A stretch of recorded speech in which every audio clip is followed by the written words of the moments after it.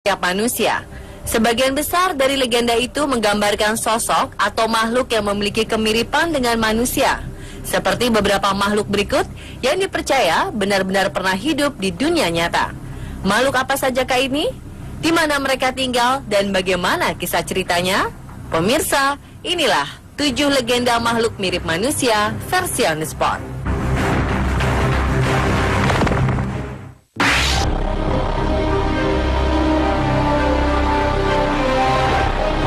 Makhluk pertama bernama Eberriman.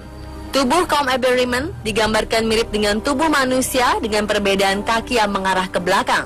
Kaum Eberriman dipercaya menempati negara Eberriman di Gunung Imaus di salah satu daerah pegunungan Himalaya.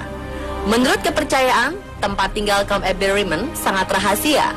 Tidak ada yang pernah berhasil menyentuhnya.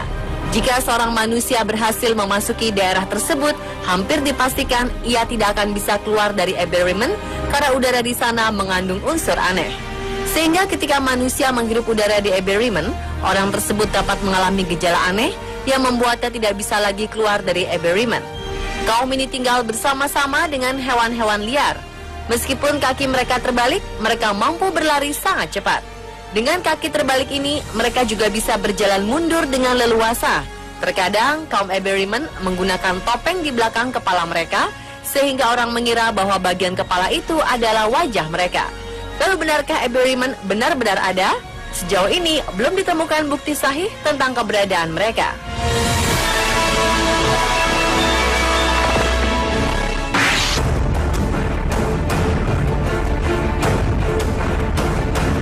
Pada mitologi Zulu, ada kisah manusia yang sangat kecil tinggal di bawah rumput.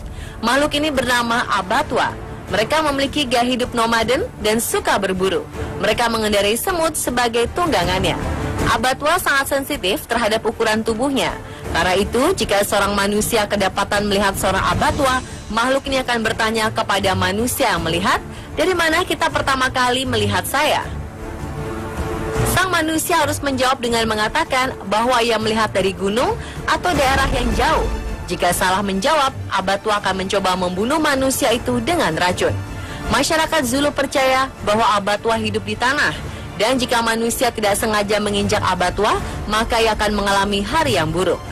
Kaum mirip manusia sangat mini ini akan mentolerir jika melihat mereka adalah balita, penyihir, dan wanita hamil. Jika Abattoir dilihat oleh ibu hamil, itu tandanya konon sang ibu bisa memastikan jenis kelamin bayi yang dikandungnya.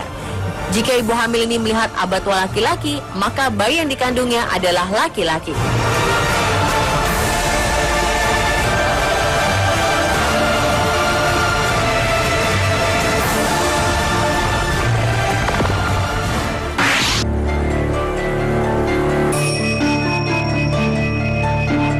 Makhluk mitologi mirip manusia selanjutnya adalah elf atau kaum peri. Mereka sangat mirip dengan manusia, hanya saja bertubuh kecil dengan daun telinganya sedikit lancip. Kaum peri ini dipercaya memiliki kecerdasan yang lebih tinggi dari manusia. Selain itu, mereka juga dianugerahi kekuatan magis yang bisa mereka gunakan untuk hal-hal yang bermanfaat ataupun mencelakakan. Kaum elf dibagi menjadi 2, elf terang yang merupakan peri baik yang mau menolong manusia, dan elf gelap yang merupakan peri jahat. Pada mitologi Jerman, elf dianggap sebagai kaum semidewa. Beberapa dari mereka memungkinkan menikah dengan manusia. Namun kaum elf murni terkadang tidak menganggap keberadaan makhluk persilangan manusia dengan elf.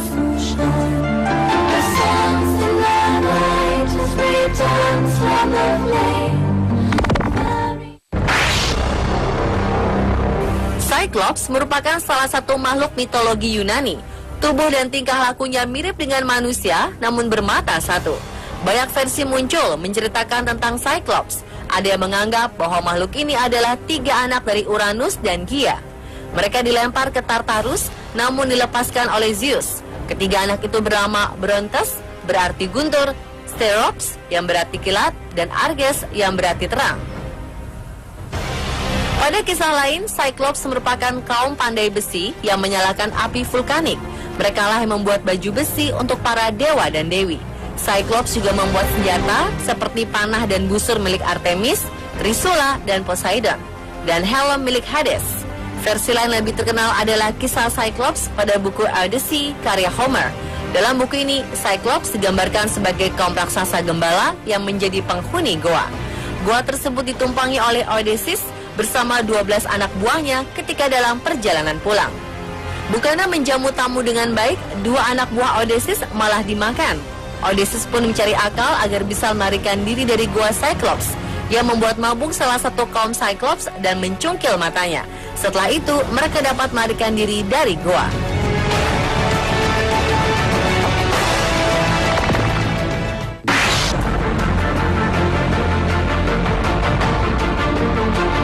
Orc adalah makhluk legendaris yang bertubuh besar dan buas.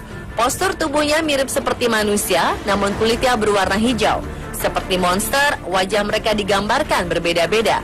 Ada yang mirip babi, kera, atau monster dengan taring panjang. Mereka senang makan daging dan terkadang memangsa bangsa sendiri seperti kanibal.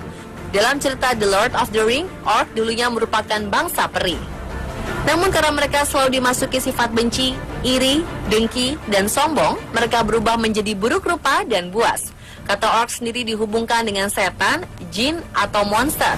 Dalam beberapa permainan, Orc biasanya dilukiskan berkulit hijau dan memiliki 2 taring yang panjang. Ukurannya lebih besar dari manusia dan sifatnya ganas.